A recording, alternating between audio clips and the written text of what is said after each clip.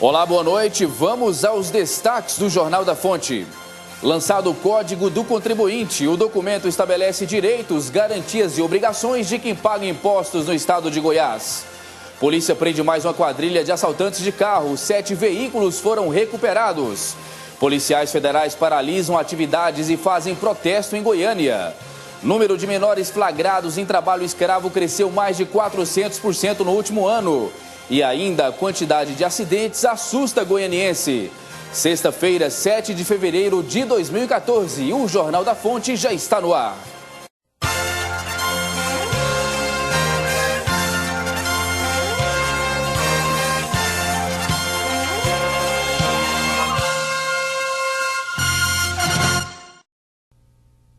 Os 7 veículos recuperados pela polícia seriam transportados para o estado do Maranhão. A Delegacia Estadual de Furtos e Roubos de Veículos recebeu a denúncia de que uma transportadora no setor Alto da Glória era responsável por levar esses veículos. Esses veículos eram veículos roubados aqui em Goiânia, em Goiás. Eles eram adulterados, faziam a documentação e mandavam principalmente para as cidades de Imperatriz e São Luís do Maranhão. De acordo com o delegado, os carros chegariam adulterados na transportadora, que não tinha conhecimento dos crimes. Tudo indica que não, nós já apuramos isso, felizmente não tinha conhecimento. Jean Henrique Borges Rosa, de 35 anos, e Genecide Lima Souza Júnior, de 32 anos, foram autuados ao tentar fugir da polícia. A dupla vai responder por receptação e adulteração de veículos. Jean já possuía passagem pelo mesmo crime. Além deles, outro suspeito foi autuado no Maranhão. Eles poderão pegar até 10 anos de prisão.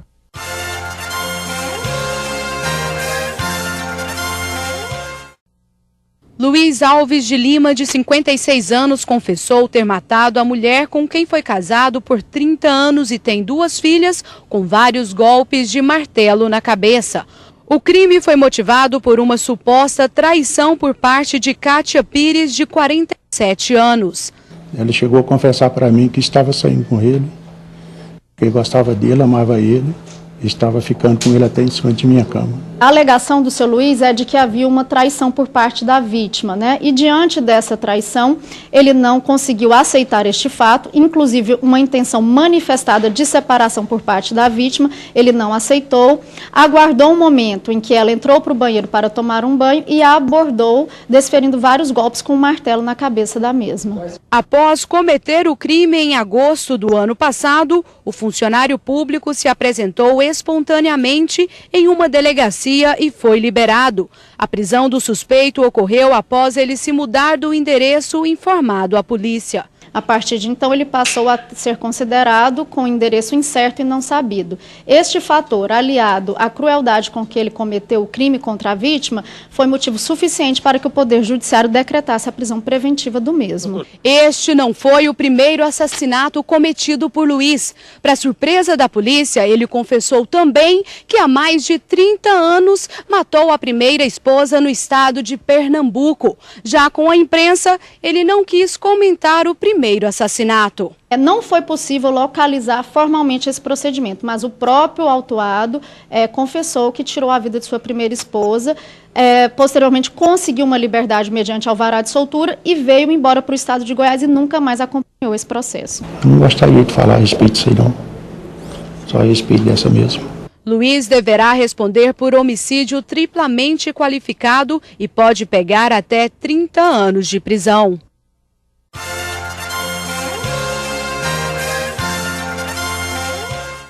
A quantidade de menores encontrados em situação de trabalho irregular no estado é a maior nos últimos 4 anos. Em 2010, 203 crianças e adolescentes foram afastadas do trabalho infantil. Em 2011, 571. 2012, 219. E no ano passado, o aumento foi expressivo.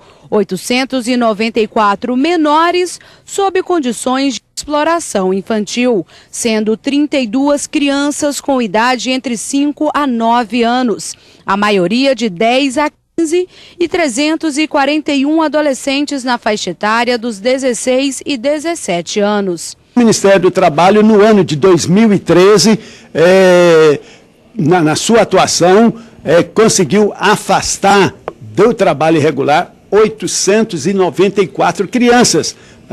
Isso em 51 municípios do estado de Goiás, envolvendo 514 operações no decorrer do ano 2013. Os menores desenvolviam atividades perigosas, exaustivas em condições precárias e por baixos salários. Claro que sem devido registro, a qualificação que isso é permitido, mas em horário noturno, realizando atividades insalubres, realizando atividades carregando peso acima do que é permitido pela legislação, e também em alguns locais perigosos e outros locais na rua.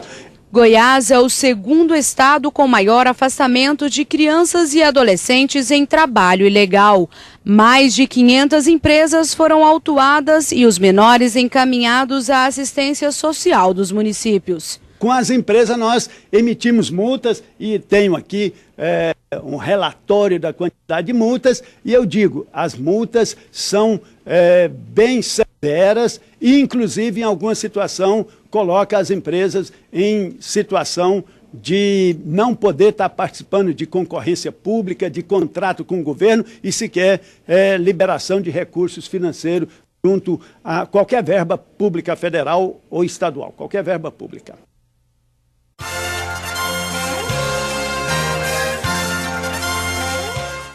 Algemas penduradas, uma alusão ao descaso e à falta de valorização com os quais o governo federal vem tratando agentes e escrivães da Polícia Federal. O protesto ocorreu na manhã desta sexta-feira em frente à Superintendência Regional. Além das algemas penduradas, nenhuma atividade operacional foi realizada. O presidente do Sindicato dos Policiais Federais em Goiás denuncia que a instituição, nos últimos anos, vem sendo utilizada politicamente pelo governo. Hoje a polícia é um instrumento para o governo, é um instrumento de controle. Então, o governo Dilma, como ele tem interesse em ser reeleito e ampliar suas bases, não é interessante que as figuras do partido e do governo estejam relacionadas à corrupção.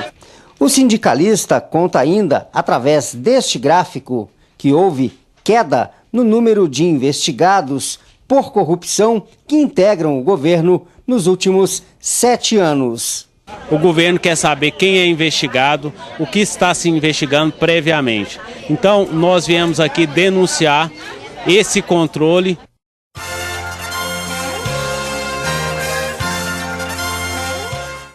As festas infantis atuais ganharam luxo, glamour e muita personalização.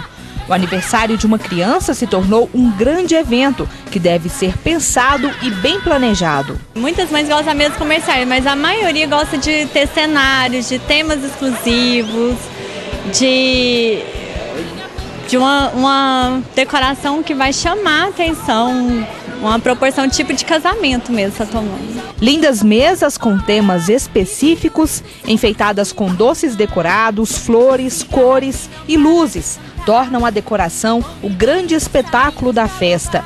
Esta cerimonial infantil orienta os primeiros passos para a realização do evento. O primeiro passo da festa infantil é a mãe escolher o espaço, porque aí ela pega um espaço de acordo com a lista de convidados dela. Por exemplo, se é um espaço para 80 pessoas, ela vai e contrata o espaço que caiba os convidados dela.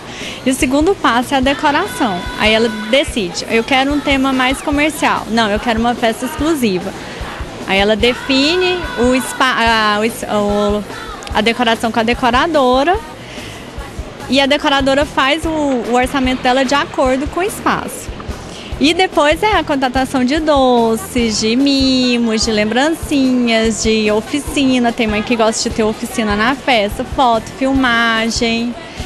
A mobília, tem mãe que contrata mobília, não quer usar do espaço, aí ela vai e contrata mobília.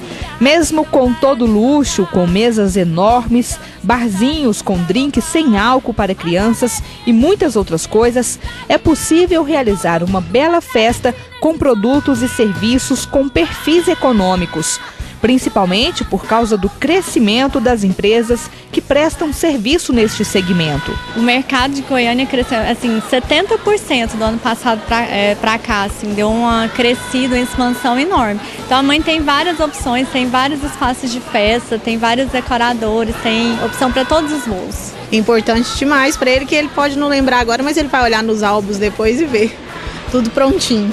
A grande dica é investir na decoração. Você pode gastar pouco e realizar uma linda festa. Pode ir pegar uma decoração lindíssima por R$500 e fazer uma festa dela ficar extremamente luxuosa. Ela pode ela mesma personalizar a festa. Que eu tenho clientes que eles mesmos personalizaram as festas e ficaram festas lindíssimas.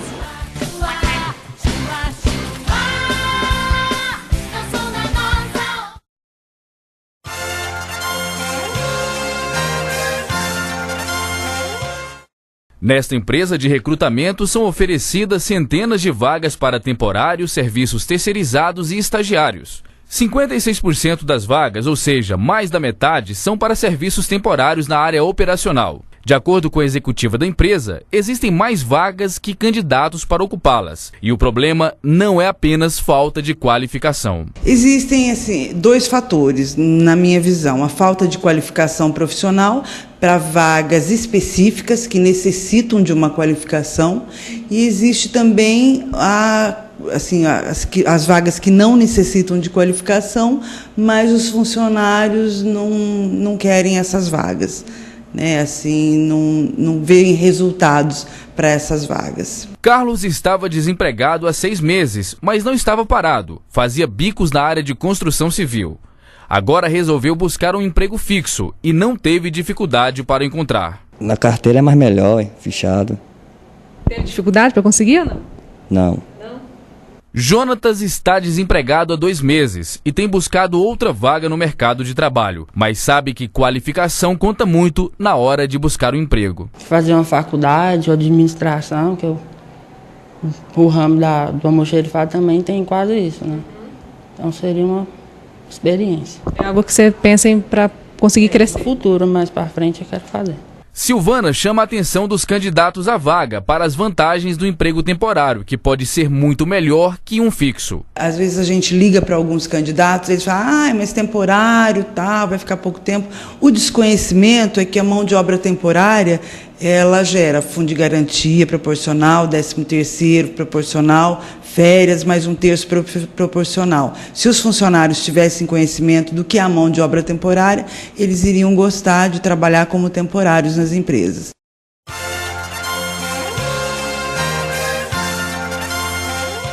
E nós vamos aproveitar a presença do Gleidson Tomás aqui conosco para falar sobre uma outra fiscalização do PROCON, que também é uma prestação de serviço aí para o consumidor que está em casa. Hoje, 17 postos foram notificados de que as justificativas apresentadas por ele, solucionadas pelo PROCON para realmente esclarecer o aumento no preço dos combustíveis em setembro do ano passado. Eu acredito que o motorista vai lembrar muito bem quando houve aí um abuso, no aumento dos preços praticados ali nas bombas de combustíveis, e 17 postos foram autuados. Hoje o PROCON notificou esses postos, as justificativas deles para este aumento não foram aceitas, então vou aproveitar para falar com o Gleidson Tomás e saber ali o que eles alegaram e que realmente o PROCON entendeu que não faz sentido. Exatamente. Em setembro foi feita essa notificação para que essas empresas, na realidade foram 30 postos que elevaram os preços. Então, os 17 onde os reajustes foram maiores, nós notificamos para apresentar a justificativa da elevação. E nós verificamos, de acordo com a defesa que foi apresentada por esses postos de combustível, que não há justificativa. Inclusive, nós verificamos que há, inclusive, divergência na documentação que foi apresentada junto ao órgão para que pudesse ser feita essa análise. Então, nós concluímos hoje o julgamento desses processos e todos eles foram fundada a aplicação da multa, que em média está em torno de R$10 mil. Agora, essas empresas, ela pode sim entrar com recurso, não defesa, porque a defesa já foi analisada, mas pode entrar com recurso. E essa multa, é claro, ela obedece uma dosagem, para que não seja onerado excessivamente esses postos de combustível. Então, essa multa leva em consideração a situação econômica de cada fornecedor, ou seja, o faturamento bruto de cada um, a gravidade da infração e a incidência ou não, a reincidência ou não com relação a essa prática infrativa. Agora, Gleidson, para lembrar, né? Com certeza o consumidor lembra a época que isso aconteceu, que esses preços realmente estavam abusivos, mas já para deixar claro realmente quais eram os preços praticados por esses postos, qual é o percentual aí em relação a outros postos da capital? Veja só, nós verificamos em setembro do ano passado que, em média, com relação à gasolina, houve uma elevação de mais de 6%, e com relação ao etanol, mais de 12%. E nós fizemos um levantamento no dia 10 desse mês de janeiro, e nós percebemos que, com relação ao etanol, de lá para cá, o reajuste chegou a 34%. Só nessa semana é que nós percebemos algum tipo de redução com relação a esses postos, os preços praticados por esses postos. Agora, lembrando que esse processo que foi aberto pelo PROCON, ele foi encaminhado também ao Ministério Público para tomar as devidas procedimentos necessários com relação à questão do preço, e também, por indício de adulteração na documentação apresentada junto ao PROCON, nós também encaminhamos esse processo à Polícia Civil para tomar as medidas necessárias. Com tudo isso, então, a gente pode deixar um alerta para o consumidor sempre procurar, né, por preços mais justos, para que evite um prejuízo a mais no bolso. Sim, claro, a pesquisa ela é sempre importante, até porque há variação muito grande entre menor e maior preço. Agora, o consumidor que ficar desconfiado com relação à qualidade desse produto, ele pode acionar o Disque Denúncia do PROCON através do 151, que nós temos condições de mandar um fiscal até o estabelecimento para fazer o teste de qualidade e de litragem desse estabelecimento. Inclusive, se o consumidor deixar um contato, a gente dá um feedback para o consumidor com relação àquela denúncia que foi realizada. Já agradeço a participação, Gleidson Mais. Boa noite. Eu é que agradeço, me coloco sempre à disposição de vocês. Pois é isso, Segismar. E hoje nós realmente teve uma queda, como o Gleidson disse, mas nós continuamos ali percorrendo as ruas de Goiânia e podemos observar uma diferença entre 4, 3 centavos de um posto para outro, às vezes um com uma distância muito pouca do outro. Então, assim, economizar realmente vale, né? Por mais que seja pouco, o que vários consumidores aí reclamaram, vários motoristas reclamaram, mas às vezes pode valer a pena.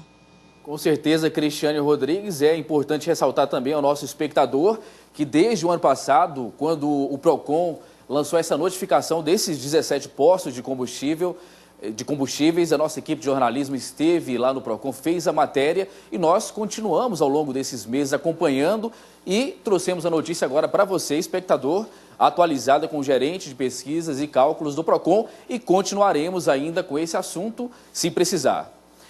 Governo e Fórum Empresarial lançaram na manhã de hoje o Código do Contribuinte. O documento estabelece direitos, garantias e obrigações do contribuinte no estado de Goiás. Auditório da ACIEG lotado, lideranças empresariais, autoridades e políticos. Tudo para acompanhar o lançamento do novo Código do Contribuinte, que tem como um dos autores o deputado estadual Fábio Souza. O que importa é que nós temos um Código do Contribuinte a exemplo de outros estados da nossa federação, e isso vai trazer algo extremamente positivo para esse relacionamento empresário, setor produtivo com a parte arrecadadora do estado. Para a presidente da ACIEG, a chegada do novo Código do Contribuinte está trazendo uma série de inovações e, principalmente, segurança no relacionamento entre o contribuinte e o arrecadador. A partir do código, uma fiscalização ela passa a ter prazo para começar, prazo para terminar, objeto mais definido. O fiscal tem que dizer exatamente o que vai ser fiscalizado, que documentos ele quer para que a fiscalização comece. Alguns documentos são protegidos por sigilo, o comerciante pode ou não entregar. Em discurso, o governador Marconi Perillo destacou que o novo Código do Contribuinte marca uma nova era nesta relação entre o contribuinte e aqueles órgãos que têm a função de arrecadar no Estado. O Código do Contribuinte regulamenta a relação entre o Estado e o contribuinte, resguardando os direitos das empresas. Com o Código do Contribuinte, o empresário terá a mesma acessibilidade que os consumidores e lojistas tiveram com o Código do Consumidor. A solenidade de lançamento do Código do Contribuinte contou com a presença do ministro da Micro e Pequena Empresa, Guilherme Afife Domingos, que elogiou a iniciativa de Goiás em criar o código. É muito feliz essa oportunidade e a iniciativa de Goiás de implantar o Código de Defesa do Contribuinte. Pago, logo exijo. Quando ele paga o imposto, ele tem o direito de exigir qualidade do serviço público, porque nada é de graça. Ele está pagando em tudo, só que ele precisa estar consciente dos seus deveres e principalmente de seus direitos. Esse passo dado em Goiás é um passo para ser levado a todo o Brasil, sim. O ex-secretário-geral do PMDB, Euclides José Neto, conhecido como Kid Neto, morreu nesta madrugada em Goiânia, vítima de câncer. Ele estava internado no Hospital Santa Helena e tinha 64 anos. O corpo foi velado ao longo do dia na grande loja maçônica no setor Jaó e o sepultamento está marcado para daqui a pouco às 7 horas da noite no Parque Memorial. As crianças de 5 a 9 anos foram localizadas nos municípios de Anápolis, Goiânia, Nerópolis e Teresópolis de Goiás.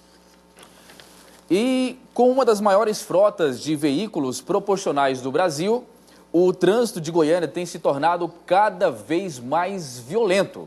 De acordo com estatísticas, só no mês de janeiro desse ano, 33 pessoas perderam suas vidas por conta de acidentes em nossa capital. Para falar sobre esse assunto, eu converso agora com a titular da Delegacia Especializada em Investigações de Crime de Trânsito de Goiânia, Nilda Limas de Andrade. Doutora, boa noite, é um prazer recebê-la aqui no Jornal da Fonte. Boa noite a todos os ouvintes. Doutora, partindo do pressuposto desses dados de janeiro, que já assustam, né? São 33 pessoas que morreram. Se continuar com essa média de morte mês a mês, a tendência é que em 2014 supere o ano 2013 em mortes no trânsito? Olha, a delegacia, nós estamos bem assustados, porque no ano de 2013 nós tivemos 274 mortes no trânsito. Isso, se for comparar com as lesões corporais, foram mais de 10 mil. Então, agora, só no mês de janeiro, com 33 mortes, nós temos o receio que estes números ao final do ano sejam bem superiores ao ano anterior. Pois é, na opinião da senhora, o que acontece, o que tem propiciado esse aumento assim, substancial dessa violência no trânsito aqui da nossa capital?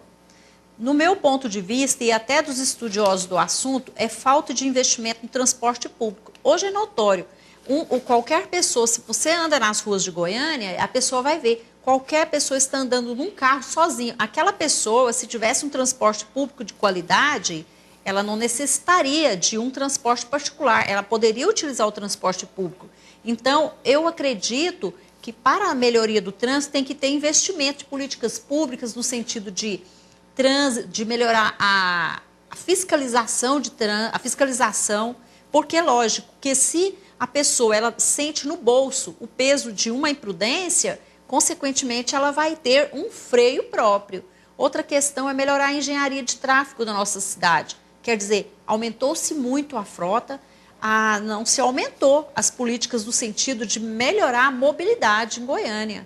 Outra coisa é a educação de trânsito. O goiano, ele tem o hábito de ser mal educado, coisa que ele precisa de conscientizar que nós estamos perdendo vidas a cada dia e que o próximo pode ser ele. Ninguém está imune ao trânsito da nossa capital, que ele está violento. Isso que a senhora falou realmente tem sentido, infelizmente, porque basta você ir aqui próximo a Brasília, que a gente percebe que lá os motoristas brasilienses e moradores do Distrito Federal, eles respeitam veementemente a faixa de pedestre, eles param. Isso não é um ou dois, é uma situação geral. Agora, o que a senhora acha que falta? Em anos anteriores foram feitas campanhas para poder incentivar o goianiense a parar na faixa de pedestre e, infelizmente, os resultados são esses que a gente vê. O goianiense não para em faixa de pedestre de uma maneira geral, salve algumas exceções. O que a senhora acha que pode ser feito para mudar essa cultura aqui em Goiânia? Eu acredito que melhorar as campanhas de educação de trânsito e não, às vezes, as campanhas ficam muito centralizadas no mês de setembro, que é a Semana Nacional de Trânsito, mas poderia ser constantemente e aumentar também a fiscalização no sentido de colocar mais redutores de velocidade, câmeras filmando aquela situação dos acidentes, às vezes a fiscalização nas próprias faixas de pedestres. Nós temos inúmeros acidentes de trânsito ocorridos nas faixas de pedestre. É um absurdo o goianiense não respeitar uma faixa de pedestre e ali o pedestre, na sua preferência, ele tem que ficar esperando os veículos passarem. Então, o goianiense precisa conscientizar que nós vivemos uma verdadeira guerra civil em Goiânia e que se cada um não fizer a sua parte, eu não sei onde nós vamos parar. Nós tivemos, inclusive, infelizmente, o falecimento de uma senhora ontem na Rua 90, no setor sul, que foi atropelada por um ônibus do transporte coletivo. A senhora acredita que, de um modo geral, a senhora como titular da delegacia, que a legislação também ajuda a essa imprudência que a gente nota dia a dia aqui em Goiânia?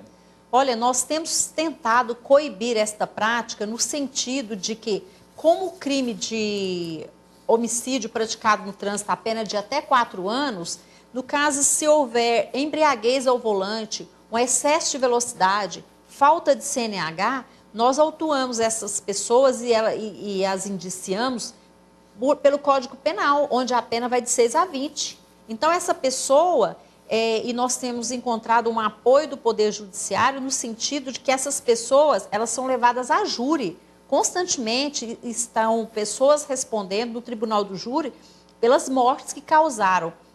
Então, nós afastamos o Código de Trânsito, indiciamos pelo Código Penal, da mesma forma que se tivesse tirado a vida de alguém com uma arma de fogo.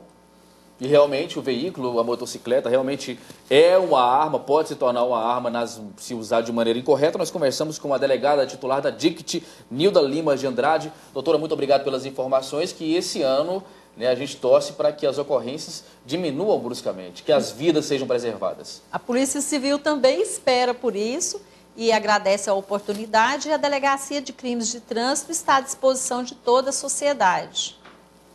Negócios na internet. Esta é a proposta da Rede de Mulheres Empreendedoras em um perfil de uma rede social. Elas podem trocar experiências e fechar parcerias comerciais.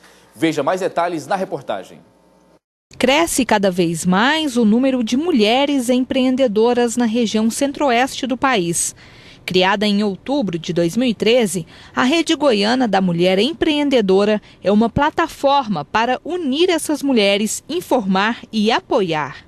Ela é o principal ponto de encontro para as empreendedoras do estado de Goiás. Lá ela vai poder encontrar os encontros da rede, para que ela possa fazer networking e principalmente muito conteúdo, que esse é um foco e uma preocupação, que é a área de educação, que a rede entende que a gente tem que suprir aqui para o estado de Goiás. Esta empresária de moda é a fundadora da rede. Ela visualizou a necessidade de um grupo que oferecesse suporte às mulheres que desejam montar o próprio negócio e reuniu em um só lugar todos os serviços necessários para o empreendedorismo. Ela vai encontrar workshops, oficinas, cursos para que ela possa empreender com mais inteligência, criatividade, capacidade e todo o apoio que ela precisar para que ela possa se organizar pessoalmente e profissionalmente. A consultora profissional e empresarial Cíntia Cunha avalia o desenvolvimento do papel da mulher dentro da sociedade, que se transforma ao longo do tempo. Já foi comprovado que a mulher é mais dedicada, a mulher é mais perspicaz. Então, assim, ela tem tudo para evoluir mais do que já tem evoluído dessas últimas décadas. De acordo com a Cíntia, a mulher empreendedora tem um perfil característico, mas a personalidade deve ser levada em conta na busca do seu próprio negócio. Cada qual tem a sua personalidade que vai se sobressair em diferentes perfis. Um desses motivos é o que eu trabalho, é a minha consultoria, é definir o perfil empreendedor da mulher para que ela escolha a área que ela será bem-sucedida. A Rede Goiana da Mulher Empreendedora pode ser contactada através das redes sociais, onde qualquer mulher pode fazer parte. O principal ponto de encontro da rede hoje, onde as mulheres vão poder entrar em contato, interagir, dar suas opiniões, né? Seguir tudo que a gente já está oferecendo, é a página no Facebook, que é Rede Goiana da Mulher Empreendedora. Nós também estamos no Instagram como @RedeGoianaME e também já estamos no Twitter, né, que a gente sabe que é onde muita coisa acontece, também com o endereço @RedeGoianaME. E o Jornal da Fonte termina aqui. Nós voltamos amanhã às 18h30. Na sequência, você fica com o programa Na Marca do Pênalti. O melhor dessa noite para você e até amanhã.